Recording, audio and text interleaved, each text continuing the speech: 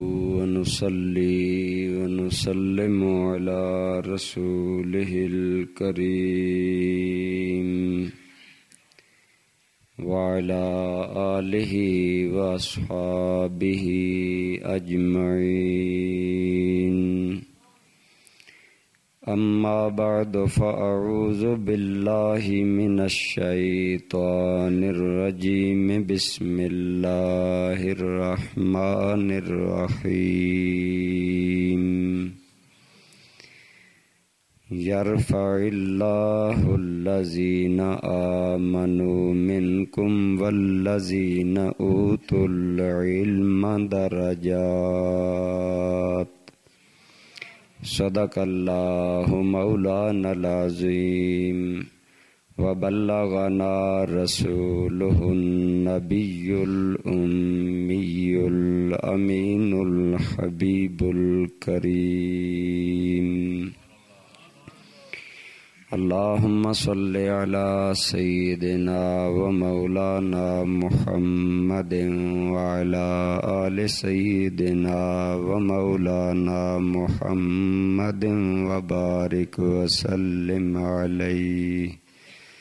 الصلاۃ والسلام علیک یا سیدی یا رسول اللہ وعلی آلک واصحابک یا سیدی یا حبیب اللہ.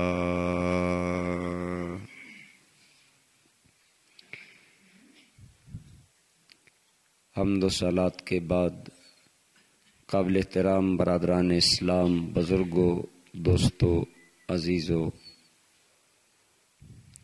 انسانی وجود دو چیزوں سے مرکب ہے.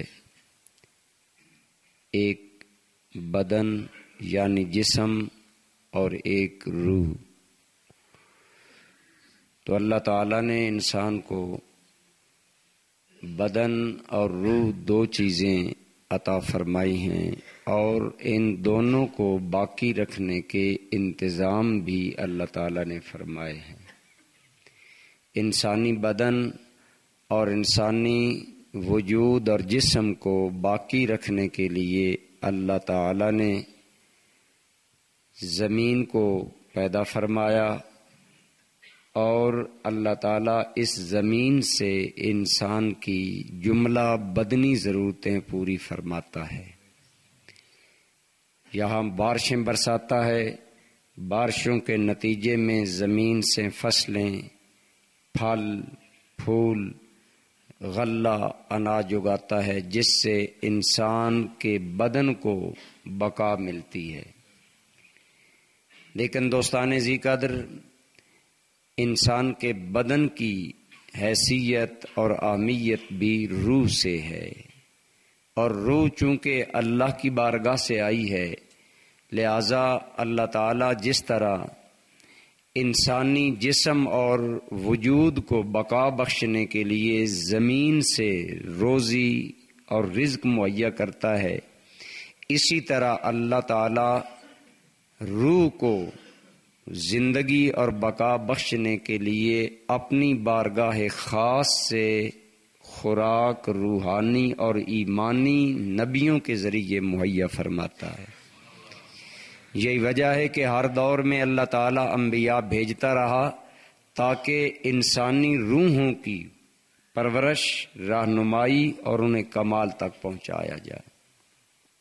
تو دوستان ذی قدر، بدن انسانی کی ان دونوں ضرورتوں کو اللہ مسلسل پورا فرما رہا ہے. جسم کی ضروریات کو زمین سے اور روح کی ضروریات کو عالم بالا سے نبیوں کے ذریعے پورا فرما رہا ہے.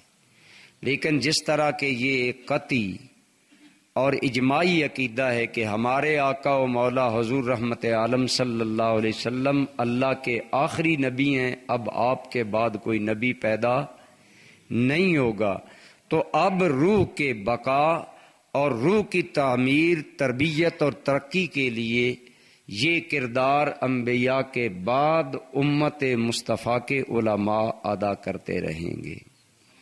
حدیث پاک میں ہے، علماء امتی کا انبیاء بنی اسرائیل، میری امت کے علماء وہی کام کریں گے جو بنی اسرائیل کے انبیاء کرتے رہے۔ بنی اسرائیل کے انبیاء لوگوں کی ایمانی روحانی رہنمائی کرتے رہے، اور سرکار کی امت کے علماء یہی کام کریں گے کہ جب بھی امت کے وجود میں یہ روحانی قوتیں کمزور ہوں گی تو اللہ علماء پیدا کرے گا، اور علماء کے ذریعے اللہ تعالیٰ یہ روحانی نظام باقی رکھے گا اور اسے قائم و دائم رکھے گا۔ تو دوستان ذی قدر، اس طرح علماء کرام دنیا میں انبیاء کرام کے وارث ہیں، یعنی جو کام انبیاء کرام نے کیا وہی انبیاء کرام کے بعد کام حضور کی امت کے علماء کریں گے۔ اسی وجہ سے چونکہ علماء حضور کی امت کے علماء انبیاء کے وارث ہیں، اس لیے اللہ تعالیٰ کی بارگاہ میں ان کا مقام اور مرتبہ بھی بلند و بالا ہے۔ جو آیہ کریمہ میں نے آپ کے سامنے تلاوت کی، ارشاد باری تعالیٰ ہے یرفع اللہ الذین آمنوا منکم، اللہ تعالیٰ تم میں سے ایمان والوں کے درجات بلند کرے گا، والذین اوتوا العلم درجات، یعنی عام مخلوق میں اہل ایمان کے درجات بلند ہیں، اور پھر اہل ایمان میں وہ اہل ایمان درجے میں بلند ہیں جنہیں اللہ ایمان کے ساتھ علم کی دولت عطا فرمائے گا۔ عام مخلوق، کفار، غیر مسلم اور عام مخلوق سے اہل ایمان کا درجہ بلند ہے۔ ایک مسلمان کی زندگی کا ایک سانس ایک کافر کی پوری زندگی سے زیادہ اعلیٰ ہے، کیونکہ وہ ایمان پر مبنی ہے۔ تو دوستان گرامی قدر، عام لوگوں پر اہل ایمان کا درجہ بلند ہے، اور اہل ایمان میں سے پھر جو ایمان کے ساتھ علم کی دولت رکھتے ہیں اللہ تعالیٰ ان کا درجہ بھی بلند و بالا فرما دیتے۔ اللہ نے ہمیشہ سے علم کو انسان کی فضیلت کا سبب بنایا کہ جہاں علم آتا ہے وہاں عزت، برتری، مقام، شرف آتا ہے۔ آپ کو یاد ہوگا اللہ تعالیٰ نے جب سیدنا آدم علیہ السلام کی خلافت کا اعلان کرنا چاہا تو ملائکہ نے عرض کیا یا اللہ نحن نسبح بحمدک ونقدس لک، یا اللہ ہم تیری تسبیح بیان کرتے ہیں، ہم تیرا نام لیتے ہیں، ہم وقت تیرا ذکر کرتے ہیں، یا اللہ ہمارے ہوتے ہوئے کسی اور کو خلیفہ بنانے کی کیا ضرورت ہے؟ اللہ تعالیٰ نے فرمایا انی اعلم ما لا تعلمون، جو میں جانتا ہوں وہ تم نہیں جانتے۔ پھر اللہ نے ملائکہ پر حضرت آدم کی عظمت، حضرت آدم کی فضیلت اور برتری ظاہر کرنے کے لیے اللہ نے کیا کیا؟ وَعَلَّمَ آدَمَ الْأَسْمَاءَ كُلَّهَا، اللہ کریم نے جناب آدم علیہ السلام کو اسماء کا علم عطا فرمایا۔ یعنی ملائکہ یہ سمجھتے تھے کہ ہم ذکر، تسبیح، تحمید، اللہ تعالیٰ کی حمد و ثنا ہم وقت بیان کرتے رہتے ہیں، لہذا ہم سے کوئی اعلیٰ اور فضیلت والی مخلوق نہیں۔ تو اللہ نے ملائکہ پر فضیلت آدم ظاہر کرنے کے لیے حضرت آدم کو جو صفت عطا فرمائی وہ صفت علم ہے، وہ مال نہیں ہے، وہ سیم و زر نہیں ہے، وہ سونا چاندی نہیں ہے۔ وَعَلَّمَ آدَمَ الْأَسْمَاءَ، اللہ نے حضرت آدم کو علم عطا فرمایا، پھر ملائکہ سے مقابلہ کروایا، فرمایا ملائکہ تم ان چیزوں کے نام بتاؤ۔ ملائکہ عرض کرنے لگے قالوا سبحانک لا علم لنا الا ما علمتنا انک انت العلیم الحکیم، مولا ہم نہیں جانتے۔ پھر حضرت آدم کو فرمایا انبئہم باسمائہم، میرے آدم انہیں بتاؤ ان چیزوں کے نام۔ تو جب جناب آدم علیہ السلام نے ان کے سامنے چیزوں کے نام بیان کر دیے، آدم علیہ السلام کی علمی برتری، علمی فضیلت، علمی فوقیت ثابت ہو گئی تو اللہ نے فرمایا اے ملائکہ اب میرے آدم کو سجدہ کرو، تو ملائکہ سجدے کے لیے جھک گئے۔ تو دوستان گرامی قدر پتہ چلا کہ پہلے ہی دن سے اللہ نے انسان کی فضیلت اور عظمت کا جو چیز ذریعہ بنائی ہے وہ چیز علم کی دولت ہے۔ کیوں فرشتوں پر فضیلت دی گئی آدم کو تھی، کیوں فرشتوں پر فضیلت دی گئی آدم کو تھی، علم ہی نے کر دیا تھا آپ کا پایا بلند۔ یعنی جناب آدم علیہ السلام کو اللہ نے ملائکہ پر فضیلت بخشی تو علم کی وجہ سے۔ تو دوستان گرامی قدر معلوم ہوا عام مخلوق پر اہل ایمان کو فضیلت ہے، اور اہل ایمان میں اگر فضیلت و برتری حاصل ہے تو اللہ نے علم والوں کو عطا فرمائی ہے۔ یہی فضیلت دینے کے لیے اللہ نے اپنے سارے نبیوں کو علم دیا، لیکن سب سے زیادہ علم آمنہ کے لال کو عطا فرمایا۔ ہمارے آقا مولا چونکہ جملہ انبیاء کرام سے اعلیٰ ہیں، اس لیے میرے کریم فرماتے ہیں علمت علم الاولین والآخرین، مجھے پہلوں کا علم بھی دیا گیا، بعد والوں کا علم بھی دیا گیا، اور سارے علوم ملا کر علم مصطفیٰ بنا دیا گیا۔ تو سرکار کو اللہ تعالیٰ نے سب سے اعلیٰ علم دیا اور سب سے اعلیٰ مقام دیا۔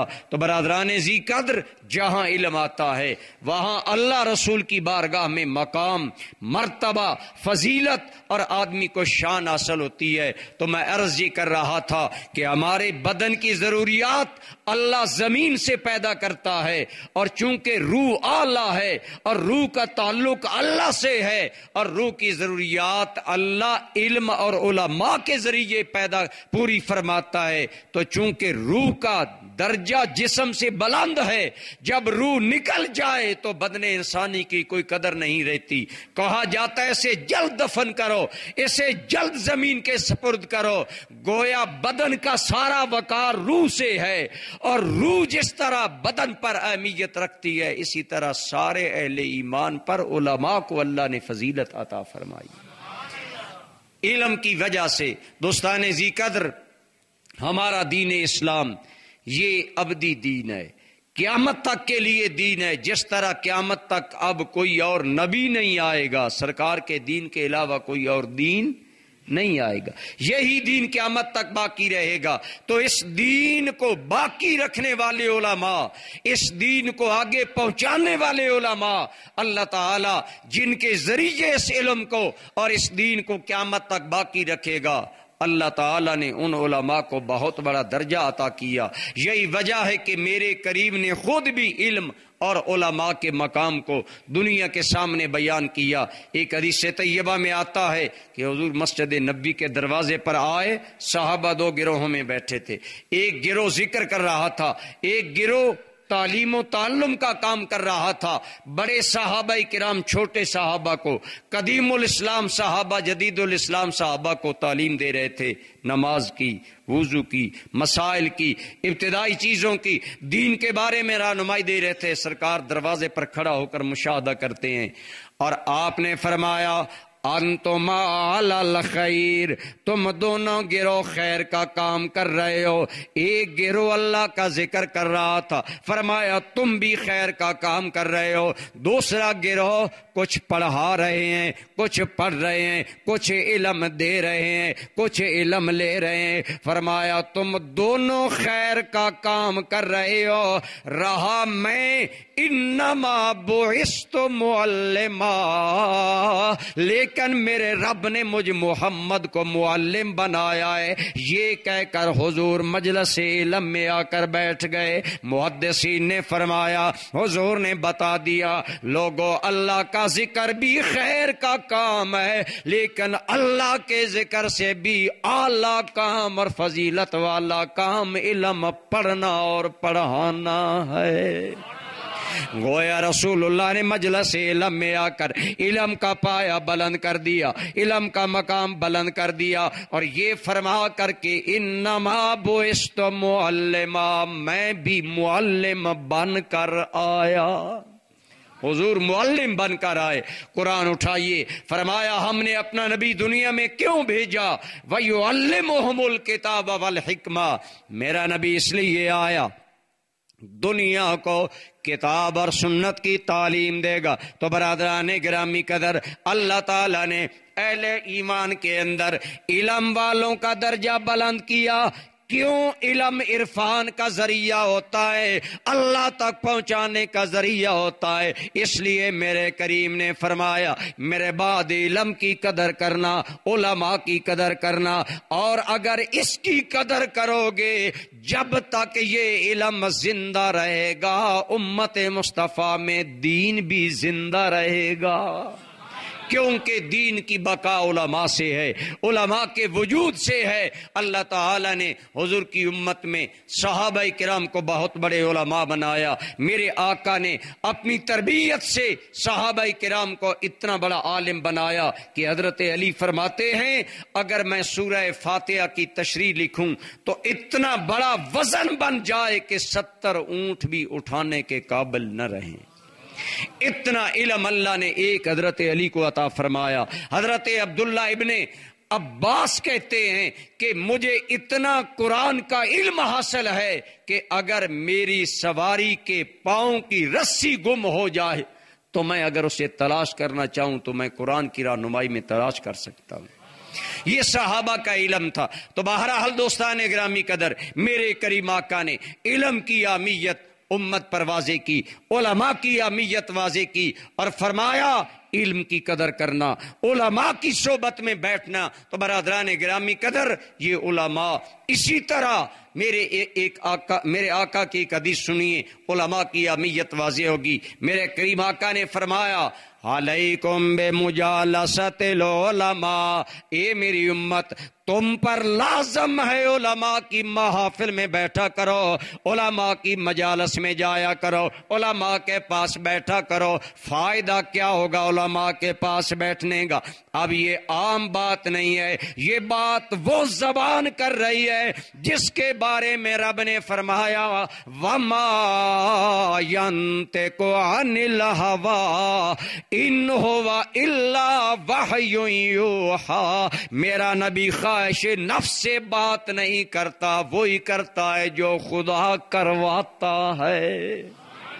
فرمایا اس زبان پر عام بات نہیں آتی، وہی بات آتی ہے جو اللہ کرواتا ہے۔ تو سرکار نے فرمایا اے میری امت کے لوگوں، علماء کی مجالس کو لازم پکڑ لو، علیکم، تم پر لازم ہے بمجالست العلماء، علماء کی بارگاہ میں بیٹھنا۔ اس کا نتیجہ کیا ہوگا؟ میرے کریم نے فرمایا فَإِنَّ اللَّهَ يُحْيِي الْقُلُوبَ كَمَا يُحْيِي الْأَرْضَ الْمَيْتَةَ بِالْمَطَرِ، او کما قال علیہ السلام، سرکار نے مثال دے کر سمجھایا۔ آپ نے فرمایا اے لوگو، جس طرح زمین خشک ہو جائے تو مردہ ہو جاتی ہے، اللہ بارش برسا کر مردہ زمین کو زندہ کر دیتا ہے، پھر تازگی آتی ہے، سبزہ ہریالی آتی ہے، غلہ اناج پیدا ہوتا ہے۔ تو جس طرح اللہ بارش برسا کر مردہ زمینوں کو زندہ کرتا ہے، اللہ یوں میرے امت کے علماء کی صحبت میں جانے سے تمہارے دلوں کو زندہ کر دے گا۔ تو برادران گرامی قدر، میرے آقا نے علماء کے مقام کو بیان کیا، ان کی بارگاہ میں آنے کو بیان کیا۔ علماء کے مقام کو بیان کرتے حضور نے فرمایا فضل العالم علی العابد کفضلی علی ادناکم، او کما قال علیہ السلام، فرمایا سن لو، ایک آدمی ساری رات خدا کی عبادت کرنے والا ہو، عبادت گزار اللہ کا نیک بندہ، اس عبادت گزار اللہ کے نیک بندے پر میرے امت کے عالم کو اتنی بڑی فضیلت ہے جتنی عام صحابی پر مجھ محمد مصطفیٰ کو فضیلت حاصل ہے۔ آپ سوچیں حضور کو کتنی فضیلت حاصل ہے۔ عام صحابہ میں میرے دوستوں بدری صحابہ اعلیٰ، بدری صحابہ میں عشرہ مبشرہ اعلیٰ، عشرہ مبشرہ میں خلفائے راشدین اعلیٰ، خلفائے راشدین میں حضرت صدیق اکبر اعلیٰ، اور جہاں صحابیت کا مقام ختم ہے وہاں سے نبوت کا مقام شروع ہوتا ہے، جہاں نبوت کے مقام کی انتہا وہاں رسالت کے مقام کی ابتدا، اور جہاں رسالت کا مقام ختم ہوتا ہے وہاں آمنہ کے لال کا مقام شروع ہوتا ہے۔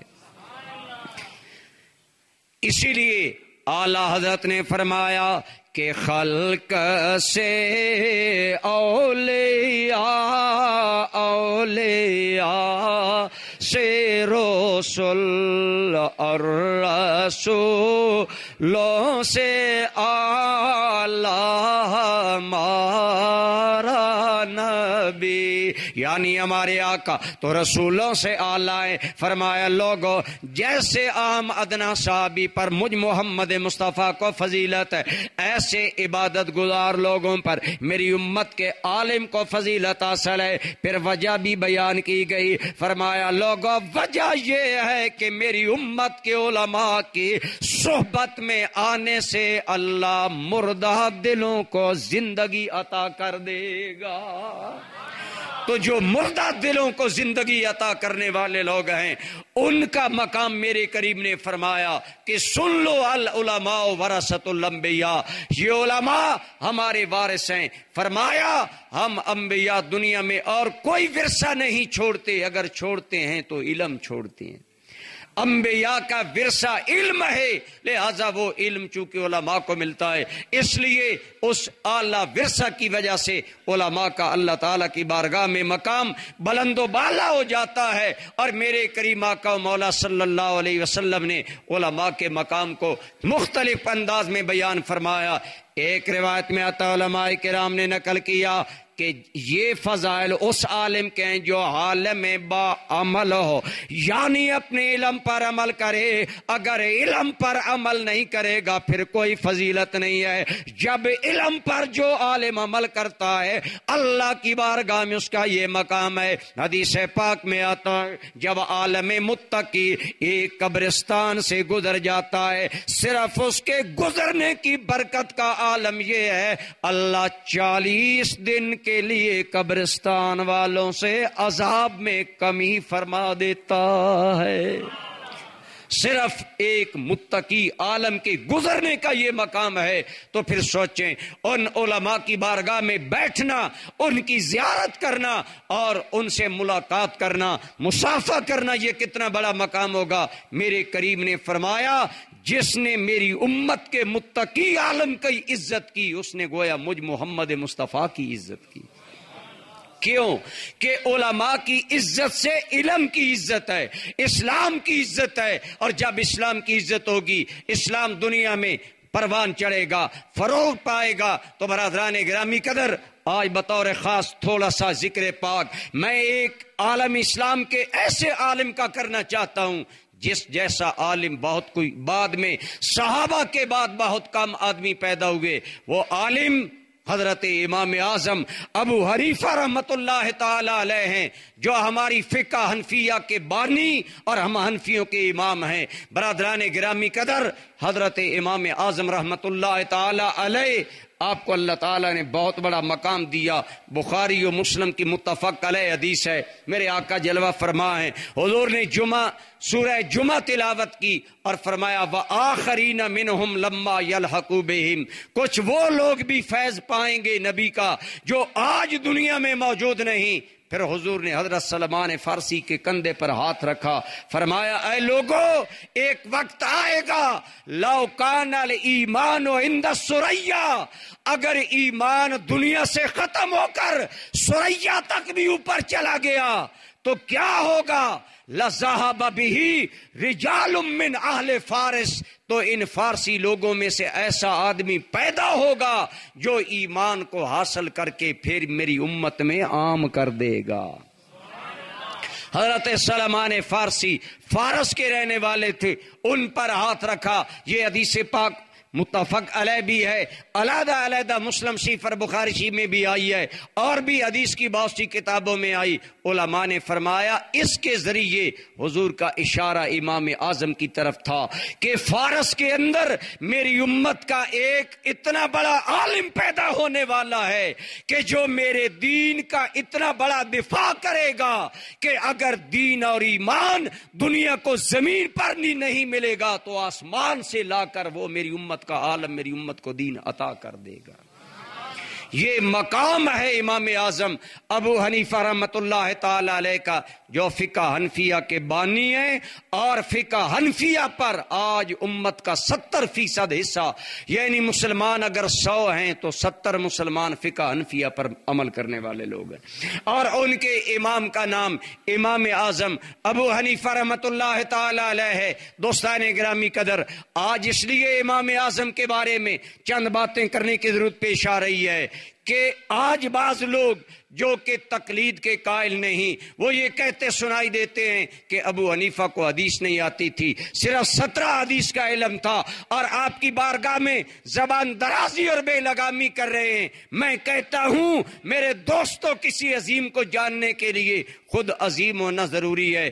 اگر امام اعظم کی عظمت کو پوچھنا ہو تو یا احادیث نبوت سے پوچھئے یا ائمہ امت سے پوچھئے. تو حضرت امام اعظم رحمت اللہ تعالی علیہ آپ کتنے بڑے. آج کا اگر کوئی آدمی کہتا ہے امام صاحب کے بارے میں کوئی بولی بولتا ہے تو ہم اس کی بات کی طرف کیسے توجہ دیں، جبکہ امام شافعی جو فقہ شافعیہ کے بانی ہیں، آپ نے فرمایا کہ قیامت تک جتنے بھی لوگ فقہ حاصل کرنا چاہیں گے، اگر وہ فقہ حاصل کرنا چاہیں گے، انہیں امام اعظم ابو حنیفہ کے شاگردوں کی شاگردی اور ان کی بارگاہ میں جانے کے بغیر اور کوئی چارہ کار ہی نہیں ہے. یعنی فقہ اسلامی میں امام اعظم نے اتنا بڑا کام کر دیا کہ اب قیامت تک امت انہی سے استفادہ کرتی رہے گی. دوستان گرامی قدر، امام اعظم رحمت اللہ علیہ قرآن حدیث میں بڑی گہری نظر رکھتے تھے، اور اللہ نے آپ کو بڑی ذہانت عطا فرمائی. ایک مرتبہ ایک عیسائی عالم مسلمانوں کی حکومت میں آیا اور مسلمان بادشاہ کو کہنے لگا کہ میرے 3 سوال ہیں، میں جواب چاہتا ہوں. بڑے بڑے علماء سے میں نے سوال کیے، مجھے جواب نہیں ملا. بغداد میں آیا ہوں، یہ مرکز اسلام ہے، یہاں سے مجھے جواب مل جائے گا. دوستان گرامی قدر، بہت بڑا مجمع لگایا گیا. وہ ایک اونچی جگہ پر بیٹھ کر سوال کرنے لگا. علماء فضلاء بڑے بڑے علماء موجود ہیں. اس نے پہلا سوال کیا، کہنے لگا مسلمانوں کا ہمارا عقیدہ ہے اللہ ایک ہے. میں یہ سوال کرنا چاہتا ہوں، عقلی طور پر بتایا جائے کہ اللہ سے پہلے کوئی چیز نہیں تھی، اللہ سب سے پہلے تھا. اس پر قرآن حدیث کی دلیل نہیں، کوئی عقلی دلیل پیش کی جائے. دوسرا سوال کیا، قرآن میں آتا ہے اللہ کا چہرہ ہے، میرا سوال یہ ہے کہ اللہ کے چہرے کا رخ کدھر ہے. اور تیسرا سوال یہ کہ کل یوم ہوا فی شان، ہر لمحے اللہ کوئی نہ کوئی اپنی قدرت دکھاتا ہے، کام دکھاتا ہے. اللہ اس لمحے کا کیا اپنی قدرت دکھا رہا ہے؟ یہ 3 سوال ہیں اور تینوں کے جواب مجھے عقلی چاہیے، قرآن و سنت سے نہیں چاہیے. عیسائی تھا، قرآن و سنت مانتا نہیں تھا. دوستان گرامی قدر، علماء دم بخود ہو گئے. ایک سکتہ چھا گیا جب قریب تھا کہ عیسائی کا غلبہ ہو جائے. امام اعظم کے ابتدائی ایام ہیں، آپ اپنے والد ثابت کے پہلو میں کھڑے ہیں. کہا ابا جی اگر اجازت ہو تو اس آدمی کو جواب میں دوں، یہ ہمارے اسلام پر اعتراض کر رہا ہے. فرمایا 2 جواب. آپ آگے بڑھے، آپ نے فرمایا تم سائل ہو، میں جواب دینے والا ہوں. سائل محتاج ہوتا ہے، لہذا تم نیچے آ جاؤ، مجھے وہاں بٹھاؤ، میں جواب دوں گا، تم سوال کرو گے. سوالی ادنا ہوتا ہے، دینے والا اعلیٰ ہوتا ہے. آپ اوپر تشریف لے گئے، وہ نیچے آ گیا. فرمایا کرو سوال. سوال کرنے لگا، اللہ ایک ہے؟ فرمایا اللہ ایک ہے. کہنے لگا اللہ سے پہلے کیا تھا؟ عقلاً جواب دو. آپ نے فرمایا تم بتاؤ پہلا عدد کیا ہے؟ کہنے لگا 1. فرمایا آگے پڑھو، کہنے لگا 2 3 4. فرمایا پیچھے پڑھو، 1 سے پہلے کیا ہے؟ کہتا ہے کچھ بھی نہیں، 0 ہے. آپ نے فرمایا یہ عدد ایک مجازی 1 ہے، یکتائی رکھتا ہے. اگر ایک عدد جو 1 ہے اور مخلوق ہے، اگر اس سے پہلے کوئی چیز نہیں تو میرے خالق سے پہلے بھی کوئی چیز نہیں ہے. جواب مل گیا. دوسرا سوال کیا، کہنے لگا قرآن پاک میں آتا ہے اللہ تعالیٰ کا ہر جانب چہرہ ہے، اب بتاؤ اللہ کا چہرہ کس طرف ہے؟ آپ نے فرمایا دیا سلائی لائی جائے. دیا سلائی لا کر موم بتی جلائی گئی. آپ نے فرمایا یہ ہے موم بتی، لائٹ نکل رہی ہے، اب تم بتاؤ اس کا چہرہ کدھر ہے؟ کہنے لگا اس کا چہرہ تو ہر طرف ہے، یہ لائٹ ہے برابر ہر سمت کو نواز رہی ہے. فرمایا یہ مجازی نور ہے، خدا حقیقی نور ہے. اگر مجازی نور سمتوں سے پاک ہے تو میرا اللہ بھی سمتوں سے پاک ہے. آپ نے جواب دیا، لا جواب ہو گیا. تیسرا سوال کرنے لگا، آپ فرمائیں اللہ کی قدرت کا اس وقت کوئی مظاہرہ آپ بتا سکتے ہیں؟ آپ نے فرمایا میرے مالک کی قدرت کا یہی مظاہرہ ہے کہ تم بلندی پر تھے، میں پستی پر تھا. میرے مالک نے، میں سچا تھا مجھے بلند کر دیا، تو جھوٹا ہے تمہیں پست کر دیا. یہ ذہانت اللہ نے امام اعظم رحمت اللہ تعالی علیہ کو عطا کی تھی کہ وہ لا ینحل مسائل، خدا کی قسم جہاں علماء کی عقلیں جواب دے جاتی، امام اعظم رحمت اللہ تعالی علیہ باتوں باتوں میں بات کو حل کر دیا کرتے. ایک مرتبہ وہ لوگ جو امام کے پیچھے فاتحہ پڑھنے کے قائل ہیں، یعنی امام کے پیچھے بھی سورہ فاتحہ پڑھی جائے، ہم تو کہتے ہیں نا جب امام ہو تو قرات الامام قرات الماموم.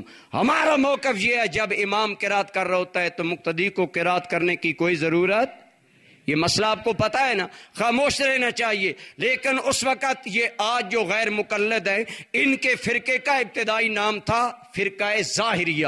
امام ابو داؤد ظاہری ان کا پہلا آدمی تھا جس نے یہ باتیں ظاہری طور پر مرتب کی. اس کے چند آدمی بڑے غصے میں امام صاحب کے پاس مسجد میں آئے، کہنے لگے ہم آپ سے قرات خلف الامام پر مناظرہ کرنا چاہتے ہیں. آپ نے فرمایا بسم اللہ آؤ. وہ گستاخی کرنا چاہتے تھے. آپ نے فرمایا بیٹھ جاؤ. 4-5 آدمی. آپ نے فرمایا تم میں سے میرے ساتھ کون مناظرہ کرے گا؟ انہوں نے کہا ہم سارے کریں گے. آپ نے فرمایا دیکھو میں 1 ہوں تم 5 ہو، میں بولوں گا تم 5 بولو گے، جواب سننے والوں کو سمجھ نہیں آئے گا، کسی ایک کو اپنا نمائندہ بنا لو. نے کہا ٹھیک ہے. ایک علماء کہنے لگے یہ ہے ہمارا نمائندہ. آپ فرمایا ٹھیک ہے. کہنے لگے ٹھیک ہے. فرمایا یہ مجھے بتاؤ اگر یہ جیت گیا تو یہ تمہاری سب کی جیت ہے؟ کہنے لگے جی ہاں. فرمایا اور اگر ہار گیا تو؟ کہنے لگے ہم سب کی ہار ہے. یہ بات تمہیں تسلیم ہے؟ کہنے لگے ہمیں تسلیم ہے. امام اعظم رحمت اللہ تعالی علیہ آپ نے فرمایا مناظرہ تم نے کیا کرنا ہے، تم تو مناظرہ ہار بھی چکے ہو. کہنے لگے کیسے؟ آپ نے فرمایا اگر ہم کہیں کہ امام کی قرات اللہ کی بارگاہ میں سارے مقتدیوں کی قرات ہے، تم غلط کہتے ہو. تم خود کہہ رہے ہو اگر ہمارا یہ امام یہ نمائندہ جیت جائے گا تو ہماری جیت، اگر ہار جائے گا تو ہماری ہار. اگر اس کی جیت تمہاری جیت، اگر اس کی ہار تمہاری ہار ہے، یہ ضابطہ صحیح ہے. پھر مان جاؤ میرا مسئلہ بھی صحیح ہے، امام کی قرات بھی مقتدیوں کی قرات بن جاتی ہے. دوستان ذی قدر، یہ کیوں مقام انہیں حاصل تھا؟ میرے کریم کا فیضان تھا. علماء نے لکھا حضرت امام اعظم بشارت مصطفیٰ ہیں، میرے نبی کی بشارت ہے. میرے نبی نے بشارت دی تھی لو کان العلم عند ثریا لتناولہ رجل من اہل الفارس او کما قال علیہ السلام. فرمایا اگر علم ثریا تک بھی بلندیوں میں چلا گیا یا ایمان ثریا تک بھی بلند و بالا چلا گیا فرمایا میری امت کا ایک عالم آئے گا جو حاصل کر کے میری امت کو عطا کرے گا۔ اللہ کی قسم علماء نے بالاتفاق لکھا اس اشارے میں کملی والے نے ابو حنیفہ کے وجود کی بشارت عطا فرمائی ہے۔ اور واقعی اللہ کریم نے حضرت امام اعظم رحمت اللہ تعالی علیہ کو اتنا بڑا علمی پایا دیا تھا کہ بڑے بڑے ائمہ دم بخود رہ جاتے تھے۔ کسی نے حضرت امام باقر، آپ شاید جانتے ہو امام باقر امام زین العابدین کی بیٹے تھے، یعنی حضرت امام حسین کے پوتے تھے، سید زادے تھے، بہت بڑے عالم تھے۔ کسی نے آپ کو بتایا کہ جی ابو حنیفہ اپنی رائے سے فیصلے کرتا ہے، نبی پاک کی حدیث کو نہیں مانتا۔ آپ مدینہ امام باقر سے ملنے آئے، تعارف کرایا گیا، یہ ہے ابو حنیفہ جو کوفہ سے آئے ہیں۔ آپ نے فرمایا تو ہی وہ آدمی ہے جو میرے نانا کی حدیث پر رائے کو ترجیح دیتا ہے۔ آپ نے فرمایا الیاذ باللہ، میں اللہ کی پناہ مانگتا ہوں، اللہ کی قسم میری جرت کیا کہ رسول اللہ کا فرمان آ جائے میں اپنی رائے دوں۔ میرا تو ایمان ہے صحابی کی بھی رائے آ جائے تو میری عقل جھک جایا کرتی ہے۔ پھر آپ نے امام باقر پر سوال کیا، آپ نے فرمایا امام صاحب آپ بتائیں روزہ افضل ہے کہ نماز؟ امام صاحب باقر نے فرمایا نماز افضل ہے۔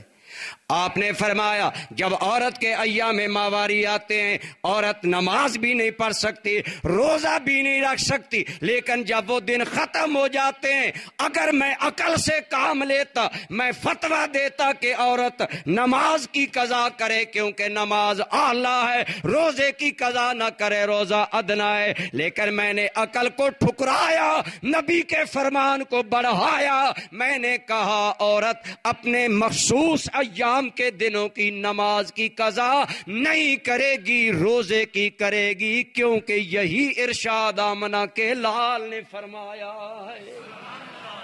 آپ نے فرمایا اگر میں عقل سے کام لیتا تو میں کہتا نماز کی قضا کرے کیونکہ نماز اللہ ہے، لیکن میں عقل کا پجاری نہیں، میں فرمان مصطفیٰ کا ماننے والا ہوں۔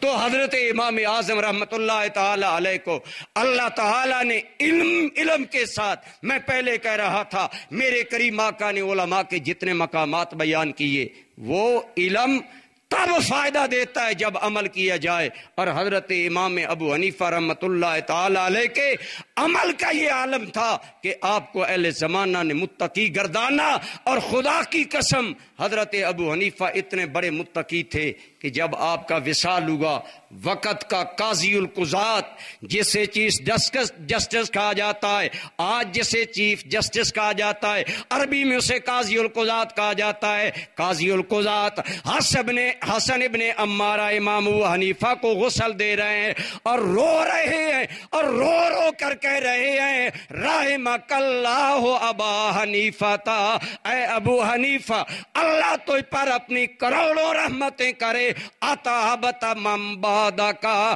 تو اتنا اعلیٰ تقوی کا معیار بنا گیا، اب کوئی ماں کا لال وہ معیار قائم نہیں کر سکے گا۔ اور وقت کا چیف جسٹس رو رو کر خراج تحسین پیش کر رہا تھا، قمتا ثلاثین لیلا وقمتا اربعین سنتن لیلا وسمت ثلاثین یوما۔ ابو حنیفہ خدا تجھ پر کرم کرے، یہ تیرا مقام ہے کہ 40 سال تیری زندگی میں رات کا قیام قضا نہیں ہوا، اور یہ تیرے تقوی کا مقام ہے کہ 30 سال ممنوع روزوں کے علاوہ تیرا روزہ قضا نہیں ہوا۔ ابو حنیفہ تیرے اس تقوی کو اب کون پا سکے گا؟ برادران گرامی قدر، یہ ہے مقام امام ابو حنیفہ علیہ الرحمہ کا۔ تو جس امام کا اتنا بڑا مقام ہے، میرے کریم آقا نے فرمایا علماء کی عزت کرو۔ آج اگر ان کے بارے میں زبان درازی کی جائے یا بے لگامی کی جائے، خدا کی قسم یاد رکھیں۔ آخری بات عرض کرنا چاہتا ہوں، علماء کی عزت کریں، ایمان میں اضافہ ہوگا۔ صحابہ کا طریقہ تھا، علماء کی عزت کرتے تھے۔ حضور کی امت کے ایک بہت بڑے عالم تھے صحابی زید ابن ثابت، یہ وہ صحابی ہیں آج 2 گتوں میں جو قرآن ہمیں جمع ہوا نظر آتا ہے، یہ جمع صدیق نے کروایا اور جمع زید ابن ثابت نے کیا۔ یہ حضور کی امت کے بہت بڑے قرآن کے عالم تھے جن پر پورے صحابہ کی جماعت نے اعتماد کیا۔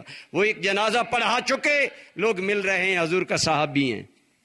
جب فارغ ہوئے تو آپ جب سواری پر سوار ہونے لگے تو آپ کی سواری کے رکاب کے نیچے ہاتھ رکھے ایک بہت بڑا انسان کھڑا ہے، عبداللہ ابن عباس، نبی پاک کا چچا زاد بھائی۔ عبداللہ ابن عباس رضی اللہ تعالیٰ عنہ میرے آقا کے چچا زاد بھائی ہیں اور صحابہ میں واحد مفسر قرآن ہے۔ آپ کی سواری کے رکاب کے نیچے پاؤں رکھے ہیں، کہتے ہیں تعال یا زید ارکب، اے میرے نبی کے عالم صحابی آؤ، میرے ہاتھوں پر قدم رکھ کر سواری پر سوار ہو جاؤ۔ انہوں نے کہا اے عبداللہ بن عباس، تو نبی پاک کے خاندان کا فرد، حضور کا چچا زاد بھائی ہے، یہ کیا کر رہا ہے؟ گستاخی نہ کرو۔ انہوں نے کہا ہمیں اہل علم کی عزت کا یہی حکم دیا گیا ہے، اگرچہ میں خاندان نبوت کا چشم و چراغ ہوں، زید میں عزت تیری نہیں کر رہا، میں تیرے دل میں ہونے والے علم کا احترام کر رہا ہوں، تیرے علم کا احترام کر رہا ہوں۔ حضرت زید بن ثابت نے ہاتھ بڑھا کر عبداللہ بن عباس کے ہاتھ سے رکاب چھڑا کر پکڑ لیا، وجعل یلسم یدیہ، حضرت زید عبداللہ کے ہاتھوں کو چومنے لگے۔ انہوں نے کہا تم کیا کر رہے ہو؟ فرمایا اگر تمہیں حکم ہے کہ علم والوں کی قدر کرو، ہمیں حکم ہے رسول اللہ کے خاندان کی قدر کرو۔ میں تیرے ہاتھوں کو بوسہ دینا چاہتا ہوں۔ یہ ہے علماء کا وقار، عزت و احترام۔ برادران گرامی قدر، خدا کی قسم حضور غوث پاک رحمت اللہ تعالی علیہ بہت بڑے عالم تھے۔ آپ جانتے ہیں غوث پاک کے نام سے ایک آدمی آپ کی بارگاہ میں آیا، کہنے لگا حضرت میرے والد فوت ہو گئے ہیں، دعا کریں اللہ میرے والد کی بخشش کرے۔ فرمایا تیرا والد کبھی ہم سے ملا؟ کہا حضور پتہ نہیں۔ فرمایا کبھی ہمارے ادارے میں آیا؟ حضرت غوث پاک نے بہت بڑا دارالعلوم بنا رکھا تھا، جیسے آپ کی مسجد کے ساتھ ایک جامعہ قائم ہے۔ آپ اہل راولہ کوٹ نیک بخت ہیں کہ یہاں صرف قال ہی نہیں حال کی تعلیم بھی دی جاتی ہے، تعلیم بھی دی جاتی ہے، تربیت بھی دی جاتی ہے۔ اتنا بڑا علمی ادارہ ہے۔ ان اداروں کا یہ مقام ہے کہ غوث پاک نے فرمایا لڑکے جاؤ، اگر تیرا والد کبھی میرے دارالعلوم کے دروازے سے بھی گزر گیا ہے تو اللہ اس علم کی قدر کے صدقے تیرے والد کی بخشش فرما دے۔ جو علم کی قدر کرتا ہے، علماء کی قدر کرتا ہے، وہ دو جہاں میں، اور جو علماء کی گستاخی کرتا ہے، خود امام اعظم رحمت اللہ تعالی علیہ، آپ کی ذات بہت بڑے امام الائمہ تھے آپ، خدا کی قسم بڑے بڑے۔ آپ دیکھیں حضرت داتا علی اجمیری کا کیا مقام ہے، حضور خواجہ معین الدین اجمیری کا کیا مقام ہے، حضرت مجدد الفسانی کا کیا مقام ہے۔ آپ بتائیے یہ سارے لوگ فقہ میں پیروی کرتے ہیں تو امام اعظم ابو حنیفہ کی پیروی کرتے ہیں۔ بتائیں جن کے مقتدی اتنے بڑے ولی ہیں ان کا امام کتنا بڑا ولی ہوگا۔ حضرت امام اعظم رحمت اللہ تعالی علیہ کے بارے میں مولانا عبد الجبار غزنوی غیر مقلد عالم ہے، کہتے ہیں کہ میرے دادا داؤد غزنوی کے مدرسے میں ایک طالب علم تھا، اس نے امام ابو حنیفہ کی گستاخی کی، کہا میں ابو حنیفہ سے بڑا حدیث کا عالم ہوں۔ ہمارے دادا جان نے اس کو مدرسے سے نکال دیا، بڑی سفارشیں آئی، نہیں رکھا۔ فرمایا تم کہتے تو میں سے مدرسے میں رکھوں، مجھے تو خطرہ ہے کہ یہ آدمی بے ایمان ہو کر مرے گا۔ اور پھر کہا، پھر وقت آیا، عبد الجبار غزنوی کہتے ہیں کہ وہ آدمی واقعی بہت بڑا وہ لڑکا عالم بنا، لیکن قادیانی اور مرزائی ہو کر بے ایمان ہو کر مرا۔ مولانا ابو داؤد غزنوی سے پوچھا گیا آپ کو کیسے پتا چل گیا کہ یہ آدمی ایمان سلامت نہیں لے کر دنیا سے جائے گا؟ انہوں نے فرمایا سنو، بخاری شریف کی حدیث ہے، من حارب لی ولیا فقد آذنتہ بالحرب، اللہ فرماتا ہے جو میرے ولی سے دشمنی کرے میں خدا سے جنگ کرتا ہوں، اور اللہ کی جنگ یہی ہے کہ اللہ اس بندے سے ایمان سلب کر لیتا ہے۔ فرمایا اگرچہ میں غیر مقلد ہوں لیکن میں ابو حنیفہ کو اللہ کا ولی جانتا ہوں۔ اس لڑکے نے جب ابو حنیفہ کی گستاخی کی تو میں بانپ گیا تھا اس کا خاتمہ خیر پر نہیں ہوگا۔ آئیے اللہ سے علماء کی عزت، علماء کا احترام مانگیں اور ان کی مصاحبت اختیار کریں، ان کی محافل کو دوام بخشیں، ان کی بارگاہ میں آیا کریں۔ کملی والے آقا نے فرمایا علماء کی محفل میں آیا کرو، ان کی محفل میں آلنے سے اللہ تمہارے مردہ دلوں کو دوبارہ زندگی دے گا۔ اللہ تعالی ہمیں علم اور علماء کی قدر کرنے کی توفیق عطا فرمائے، آپ کے اس علمی ادارے کو کامیابی سے سرفراز فرمائے۔ قبلہ ڈاکٹر صاحب دیگر احباب کو اللہ تعالی کامیابیاں دے، وما علیہ الا البلاغ۔